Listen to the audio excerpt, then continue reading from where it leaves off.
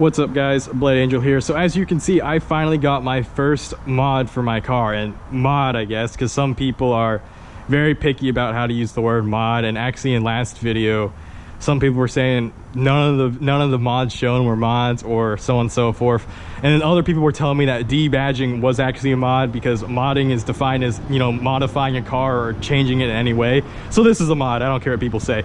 So as you can see, I changed out my wheels and tires and they're looking great. So they are on BF Goodrich G-Force Comp 2 all seasons, 255s in the front, 275s in the rear. And this tire that I have here was actually my old tire. It was 18 inches, so it's 1 inch smaller than the current rim. And rim, my bad, I'm talking about wheels, not tires right now. Now we're going to talk about the tire. The tire was 245. They were terrible. They're Baron Brava Reese's. I don't recommend them if you own a Mustang GT. The wheels that are on my car now are drag 37s. Honestly, I didn't really buy them for looks. I just bought them because they were black, because I wanted to kind of fit with the whole black theme that my car has, with a black splitter, black spoiler, black mirrors, blacked out lights, and black wheels. I mostly bought them because they were lightweight, 8.5 inch in front and 9.5 inch in the rear. That was the most important. I wanted something that was cheap, lightweight, and could fit bigger tires. And they did the job. They're solidly built, in my opinion. Like I said, yeah, I don't have the original California Special rims.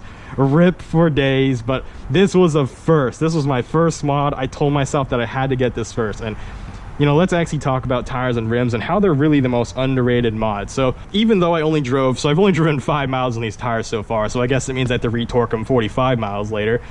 But in the short time that I've driven on these tires, I can tell they're just a load better. So I've never actually consistently driven on a staggered setup or owned a car with a staggered setup. But after riding on 245 all arounds and going to a staggered setup, the rear tires especially, you know, I went ahead and basically floored it at a stoplight and they gripped. You know, I got a lot less wheel spin. And that was not only due to them being beefy 275s now. I mean, obviously I could have gone bigger. You know, I was definitely looking at 285s or 305s. But for street riding, I was like, you know, I don't want to completely destroy the tail happiness of a rear wheel drive car. I mean, any rear wheel drive owner, you know what I'm talking about. You know, you don't want to get, I personally didn't want to get too beefy back there. So no 305s for me. If I drag the car, I absolutely would have. They grip so well. Like these tires, I cannot wait to drive more on them. And as you can see based on this video, you probably assume that the main reason this is considered upgraded is because those rims are bigger than these rims, those tires are wider than these tires. And that's where most people stop. You know, that's where most people stop. I mean, most people I know just only care about rim size, unfortunately. And a lot of people are like, wow, you wasted $1,600 to go from 18 inches to 19 inches. I've already been told that. Literally, I have only owned these tires for like less than an hour. And one of my buddies already called me up and called me an idiot for spending that much money on a car, which that's how non-car people are.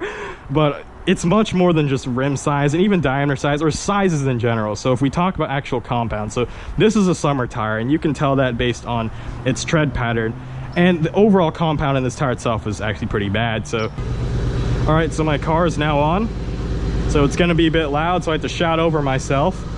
But as you can see, this is an all-season tread pattern, and BF Goodrich has their whole V thing going on here, and you can see some of the, this is definitely, it was rated pretty good for snow actually. I believe it got like a 7.5 out of 10 on Tire Rack, which compared to the Michelin Pilot All Sport All Seasons, it was just behind it. And those two tires were miles ahead of any other ultra high performance all season tire for snow driving. Now, of course, I didn't buy these tires for snow driving, let's be honest.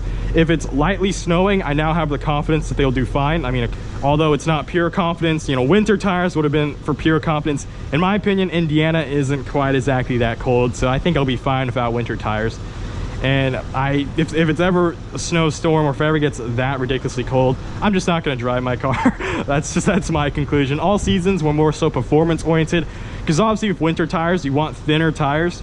Because you want, they say you want thinner tires for winter for cutting through the snow. That's a bad term. That's not exactly the way it actually works. It actually has something to do with how much weight. You know what? I'm gonna make a whole video about this. We're gonna save this discussion for later. But having said that, winter tires aren't really performance oriented. They're safety oriented. So I still wanted all season. I wanted something that I can drive all year round that was more performance oriented. True, a pure summer tire would have been the way to go if I didn't live in Indiana, or if I had money. If I had money, I can buy 2 sets of tires. I don't have money, so this was my solution, and I like it. All right, so I shut my car up because I was probably being a bit too loud, but I know you guys enjoyed sound too. If you're ever sick of seeing my Mustang, by the way, I am going to do a review of another V8. I know I don't really do car reviews, but this is a special exception. It was one of my subscribers who also lives in Indiana, and they offered me to review their car, and it's a Japanese V8, so look forward to that. You know, you can guess what car it is in the comment sections. Having said that, back to what I was saying. So a common misconception when it comes to tires is that they only improve handling.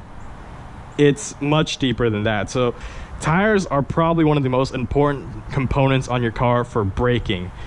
Probably arguably just as important as your brakes themselves.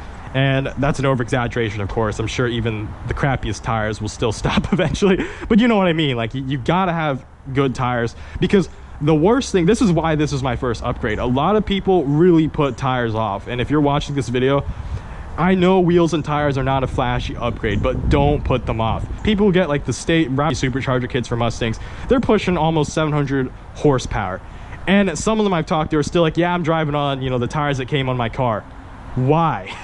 Why would you drive on the tires that come with your car? Like, you're literally wasting all that horsepower and potential. Like, you need to actually buy tires that can properly handle all, not only just handle the power, but basically put all that power to the ground in an effective manner. Like I said, if you have a 700 horsepower car, like, that all goes to waste if you're driving on, like, you know, 255 all arounds. Like, that's not going to cut it. A giant misconception is thicker is always better. Not necessarily. The compound definitely matters. And in fact, compound tread pattern, the brand and compound are more or less go together. So buy a good brand tire that has good quality compound, that has good tread patterns. Like, for example, don't drive on a winter tire if you live in California and wonder why your car's not like performing as optimally as it. You're like, oh, even if you have like a big old beefy rear tire, that doesn't matter if you have the wrong compound for the wrong season, and if you have a really terrible brand. So this brand, like I said, wasn't really a big fan of it, but I love my BF Goodriches. They're doing great. So in conclusion, what we learned today is that tires help handling, they help acceleration, and they help braking. And honestly, for the price that you pay, like, let's talk about money now. So before, not in conclusion, I guess, before we end this video.